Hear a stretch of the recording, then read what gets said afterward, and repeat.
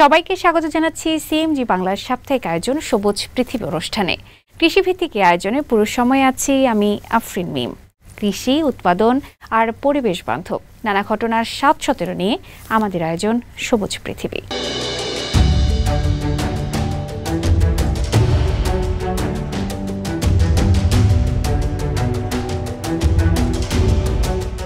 চীনের শান্তং প্রদেশে সবুজ দিগন্তে লেগেছে প্রযুক্তির ছোঁয়া।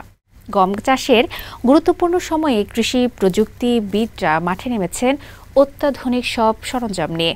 ফসল পর্যবেক্ষণ কিংবা ক্ষেতের আনাচে কানাচে ঘুরে দুর্বল চারা খুঁজে বের করতে কৃষকরা ব্যবহার করছেন ড্রোন। কৃষিক্ষেত্রে এই নতুন প্রযুক্তি ব্যবহারের মাধ্যমে শান্তং যেন ঐতিহ্য আর আধুনিকতার এক সুন্দর মেলবন্ধন তৈরি করেছে, যা উন্নত ফলনের স্বপ্ন দেখাচ্ছে কৃষকদের। বিস্তারিত থাকছে শুভ আনোয়ারের প্রতিবেদনে।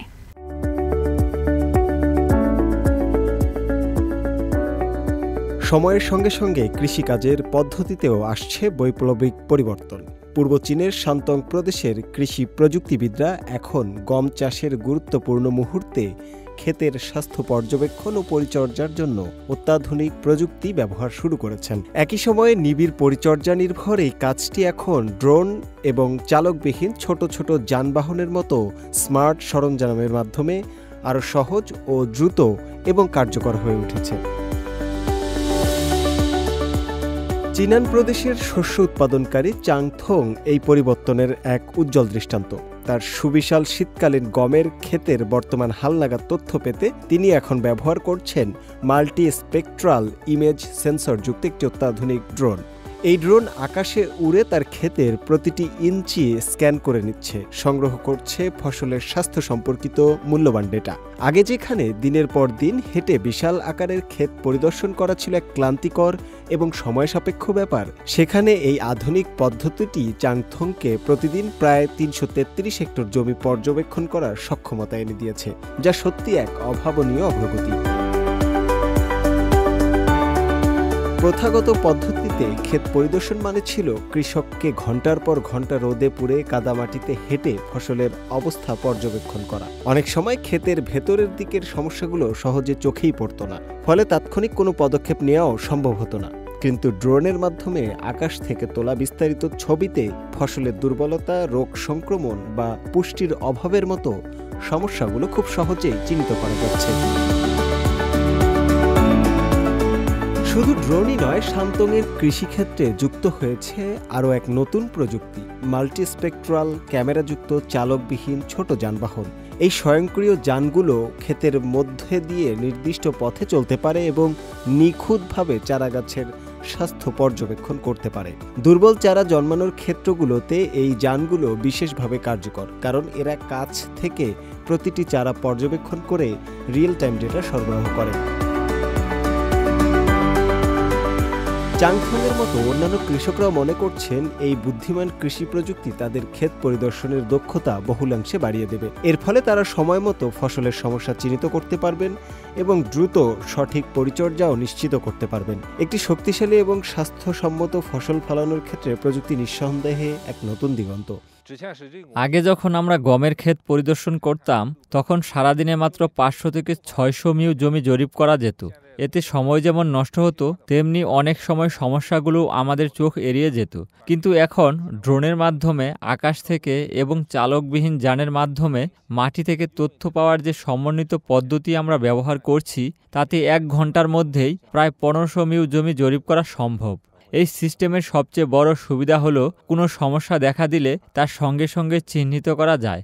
ফলে দেরিতে পদক্ষেপ নেওয়ার কারণে ফসলের ফলনের যে ক্ষতি হওয়ার আশঙ্কা থাকতো, তা এখন আর নেই বললেই চলে।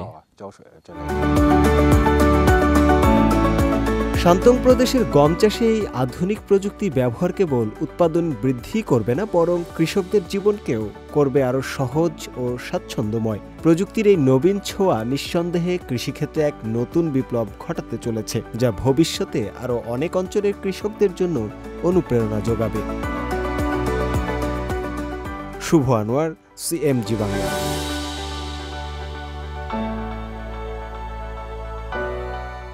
কৃষিভিত্তিক অর্থনীতিতে বৈপ্লবিক পরিবর্তন আনতে চলেছে চীন। আগামী 10 বছরে দেশটির শস্য উৎপাদন এবং খাদ্য নিরাপত্তা নিশ্চিত করতে নেওয়া হয়েছে একাধিক কৌশলগত পদক্ষেপ। এতে পরিমাণ ও গুণগত দুই দিক দিয়েই দেশটি শস্য উৎপাদন বহুগুণে বাড়বে। সরকারি এক প্রতিবেদনে এমনটাই ধারণা করা হচ্ছে।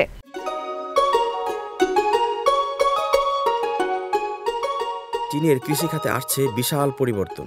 আগামী এক দশকে দেশটির খাদ্যশস্য ও গুরুত্বপূর্ণ কৃষি পণ্যের সরবরাহ ও নিরাপত্তা বহুগুণে বাড়বে, এমনটাই বলা হয়েছে চীনের কৃষি ও গ্রামাঞ্চল বিষয়ক মন্ত্রণালয়ের প্রকাশিত চায়না এগ্রিকালচারাল আউটলুক রিপোর্টে। চলতি বছরেও চীন সরকার শস্য উৎপাদনে সহায়তা বাড়িয়েছে। গম ও ইন্ডিকা চালের ন্যূনতম ক্রয় মূল্য বাড়ানো হয়েছে। পাশাপাশি চাল, ভুট্টা ও সয়াবিন উৎপাদনে ভর্তুকি স্থিতিশীল রাখা হয়েছে। চলতি বছরেও প্রায় 11.9 কোটি হেক্টর জমিতে শস্য চাষের লক্ষ্য নির্ধারণ করা হয়েছে। প্রতি হেক্টরে ফলন বাড়িয়ে এবার 397 কেজিতে পৌঁছানোর প্রত্যাশা, যা গত বছরের তুলনায় 2.3 কেজি বেশি। আমরা শস্য ও তৈলজাত ফসলের উৎপাদন বাড়াতে বৃহৎ পরিসরে কর্মসূচি চালাবো। উন্নত জাতের বীজ, উন্নত যন্ত্রপাতি এবং আধুনিক চাষ পদ্ধতির সমন্বয়ে উচ্চমানের কৃষি ব্যবস্থা গড়ে তোলা হবে। এর পাশাপাশি চীন এমন গম ও ভুট্টাজাত উন্নয়ন করছে যেগুলো ঘন বসতিপূর্ণ জমিতে চাষ উপযোগী এবং যান্ত্রিকভাবে ফসল সংগ্রহের উপযোগী। পুরো বছরের শস্য উৎপাদনের লক্ষ্যমাত্রা ধরা হয়েছে 709 মিলিয়ন টন, যা গত বছরের তুলনায় বেশি। প্রতিবেদনে আগামী দশকে কৃষিখাতে একটি পদ্ধতিগত অগ্রগতি অর্জিত হবে বলে আশা করা হচ্ছে। কৃষিক্ষেত্রে প্রযুক্তি, উদ্ভাবন ও উৎপাদন দক্ষতার সমন্বয়ে খাদ্য নিরাপত্তা আরও শক্তিশালী হবে। আগামী এক দশকে চীন কৃষিক্ষেত্রে নতুন প্রযুক্তি ও বায়োব্রিডিংয়ে বড় ধরনের অগ্রগতি আশা করছে। রোগ প্রতিরোধী গম, উচ্চ প্রোটিন ও উচ্চ ফলনশীল সয়াবিনের মতো জাত উদ্ভাবনে গবেষণা জোরদার করা হবে। একই সঙ্গে চীন স্মার্ট কৃষি ও কৃত্রিম বুদ্ধিমত্তার ব্যবহার আরও সম্প্রসারিত করবে।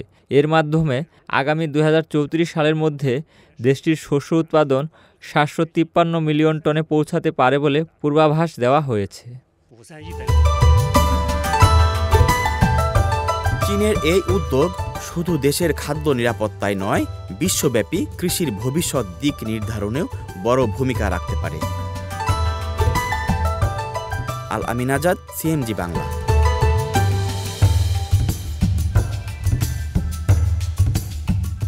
চীনের বিভিন্ন প্রদেশ ও অঞ্চলে ভরা বসন্ত চলছে। এই সময় পুরো চীন যেন ফুলের দেশ। এই ফুল শুধু শোভায় বাড়াচ্ছে না, চাঙ্গা করছে অর্থনীতিকেও। এখন ফুল পর্যটন এবং ফুলের রমরমা বাজার ফুল চাষিদের মুখে হাসি ফুটিয়েছে।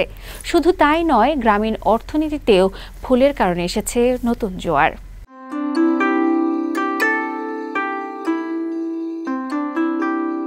বসন্ত মানেই প্রকৃতির নতুন সাজ, ফুলের শোভা চারদিক। আর এই ফুলের ঘ্রাণ নিতে ফুল পর্যটন নির্ভর গন্তব্যগুলোতে ভিড় করছেন পর্যটকরা। বসন্তের আগমনে চীনের বহু দর্শনীয় স্থানে ফুলের সংস্কৃতিকে পর্যটন অভিজ্ঞতার সঙ্গে যুক্ত করা হয়েছে। এতে করে ঐতিহ্যবাহী সংস্কৃতি আরও নতুনভাবে জীবন্ত হয়ে উঠেছে। আর এ ব্যবসায় সাফল্যের মুখ দেখেছেন ফুল চাষিরা।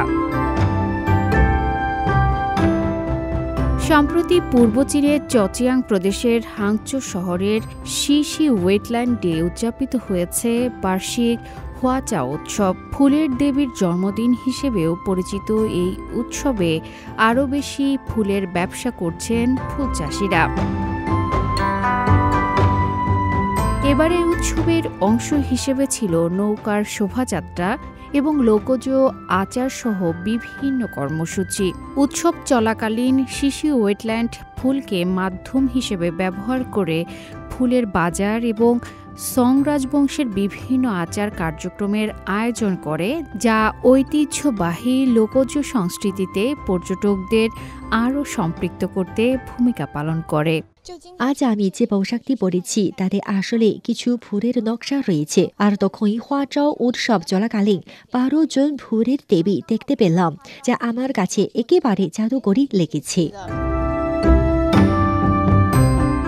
এদিকে আঞ্চি প্রত্নতাত্ত্বিক উদ্যানে চেরি ফুলে ভরে উঠেছে পুরো এলাকা। হালকা বাতাস যখন ফুলের মিষ্টি গন্ধ বয়ে আনে, তখন এটি সারা অঞ্চল জুড়ে এক মোহনীয় পরিবেশ তৈরি করে, যা উপভোগ করতে প্রতিদিনই ভিড় করেন অসংখ্য পর্যটক। এই উদ্যানের একটি ক্যাফে অভিনবভাবে চেরি ফুল থিমে নতুন কফি পানীয় তৈরি করা হয়, যা দর্শনার্থীদের ফুলের রং, ঘ্রাণ ও স্বাদ উপভোগ করার এক নতুন অভিজ্ঞতা দেয়। আর কফি শপের মালিকরা এই ফুল সংগ্রহ করছেন বিভিন্ন ফুল চাষিদের কাছ থেকে। চেরি ফুলের এই ঋতুতে আমরা বিশেষভাবে চেরি ব্লসম লাটে তৈরি করেছি। এতে চেরি ফুলের সিরাপ ব্যবহার করা হয়েছে। এটি এখানে সাধারণ মানুষের মধ্যে বেশ জনপ্রিয় হয়ে উঠেছে।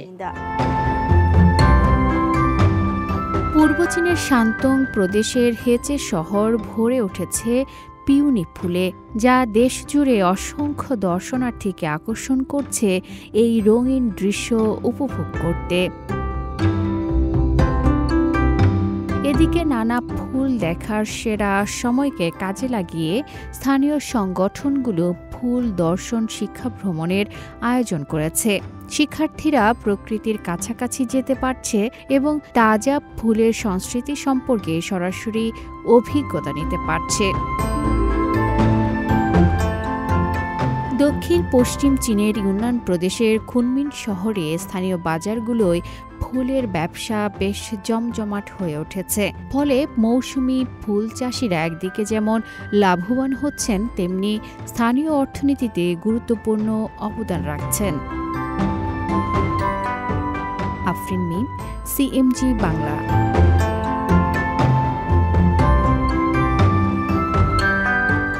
পরিবেশ সংরক্ষণ ও পুনরুদ্ধারে বড় অগ্রগতি অর্জন করেছে চীন। 14তম পঞ্চবার্ষিকী পরিকল্পনা অনুযায়ী দেশটি ইতিমধ্যে 80 লাখ হেক্টরেরও বেশি প্রাকৃতিক পরিবেশ পুনরুদ্ধার করেছে। সমন্বিত প্রকল্পের আওতায় পাহাড়, বন, জলাভূমি, উপকূল, মরুভূমি ও পরিত্যক্ত এলাকা পুনরুদ্ধারের কাজ চলছে জোরে সোরে। শুধু তাই নয়, প্রতি বছর যে পরিমাণ তৃণভূমি ফিরিয়ে আনছে চীন, তা রীতিমতো বেলজিয়ামের সমান।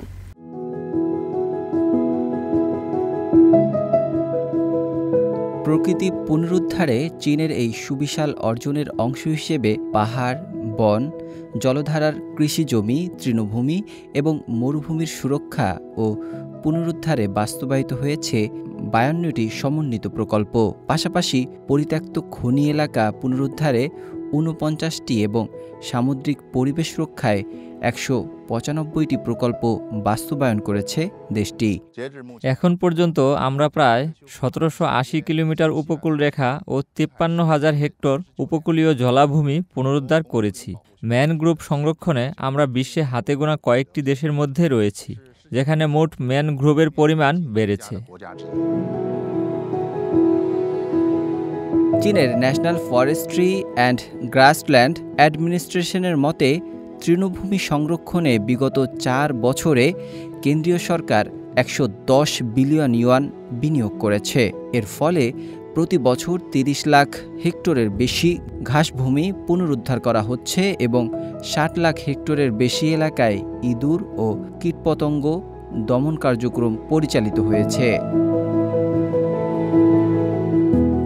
আগামী 2035 সালের মধ্যে চীনে 31.5 লাখ বর্গ কিলোমিটার ভূমি ইকোলজিক্যাল রেডলাইনের আওতায় আনার লক্ষ্য নিয়েছে। একই সঙ্গে দেশের অন্তত 18% এলাকা সংরক্ষিত ভূমি হিসেবে নির্ধারণ এবং একটি পূর্ণাঙ্গ জাতীয় উদ্যান ব্যবস্থা প্রতিষ্ঠার পরিকল্পনাও নিয়েছে।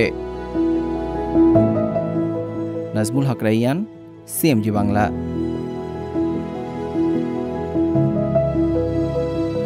প্রিয় দর্শক, আমরা অনুষ্ঠানের একদম শেষ পর্যায়ে চলে এসেছি। অনুষ্ঠানটি টেলিভিশনের পাশাপাশি সামাজিক যোগাযোগ মাধ্যমে দেখতে www.facebook.com/cmgbangla এবং ইউটিউব চ্যানেল সিএমজি বাংলাতে ক্লিক করুন। আগামী সপ্তাহে আবার দেখা হবে একই দিন একই সময়ে। সবাই ভালো থাকুন, নিরাপদে থাকুন, আর থাকুন সবুজের সঙ্গে।